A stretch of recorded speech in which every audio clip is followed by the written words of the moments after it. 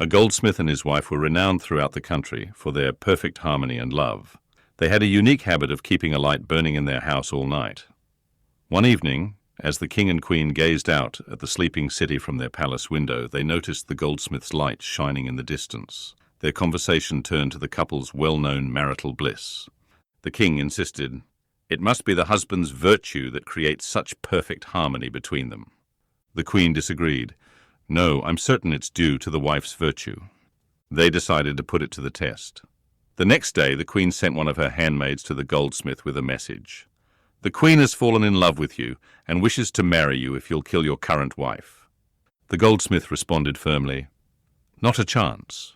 I wouldn't part from my wife for anything in the world. I'm content with what heaven has given me. I wouldn't trade my wife for 1,000 queens." The following day, the king sent a servant to the goldsmith's wife with a similar proposition. "The king is captivated by your beauty and wants to make you his queen if you'll kill your current husband." To the servant's surprise, the woman exclaimed, "Is it really true? Is it really true?" "Yes, it's true," the servant confirmed. "Well then," said the woman, "I'll kill my husband tonight. When you see our light go out, you'll know I've begun the deed." The servant reported back to the king, who ordered his men to be ready to rescue the goldsmith if the light indeed went out. That evening, the goldsmith returned home. After dinner, the couple chatted as usual, and the husband, resting his head in his wife's lap, fell asleep. The woman slipped a rope around his neck, extinguished the candle, and began to pull. The poor goldsmith was strangled before the king's men could arrive. This murder of one of his best subjects deeply grieved the king, causing him to develop a profound hatred for all women. Unable to sleep that night, he summoned his prime minister early the next morning. "I'm going hunting today," the king declared. "Before I return this evening, you must execute all the women in the country, both young and old."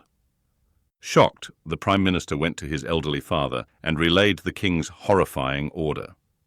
The old man advised, "Do not obey it. I'll take responsibility. Go and hide yourself for a couple of days to avoid the king's anger."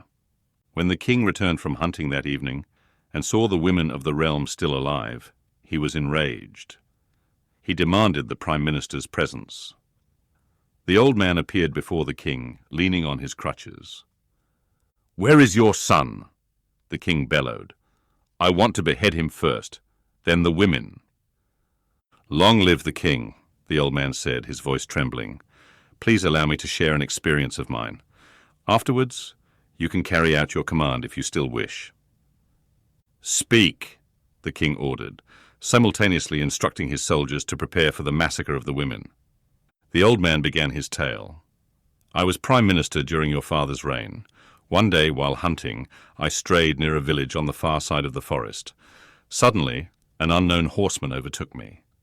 He was incredibly strong and easily lifted me onto his own horse, binding me with rope. He tied my horse to his, and we rode on. We arrived at a cemetery where we dismounted. After searching briefly, he began to dig at a specific spot, ordering me to help. Together we dug 2 graves. Then we rode to the foot of a castle wall. He secured me to his horse's saddle and climbed the wall. Moments later, he tossed down the headless corpse of a freshly murdered man. We took the body back to the graves we had dug. I was terrified, thinking one grave was for the corpse and the other for me. But to my surprise, he untied me and asked for my help in burying the body. After we finished, he turned to me and said, "I know you're the prime minister. Listen carefully and relay my story to the king. I am a woman who loved my husband boundlessly. This vile prince, whose body we've just buried, killed my husband in an attempt to win my love. I vowed to kill the murderer and bury him beneath my husband's feet. Now that's done, I've vowed to take my own life so I can be buried beside my husband. Please bury me in this grave and tell the king my story."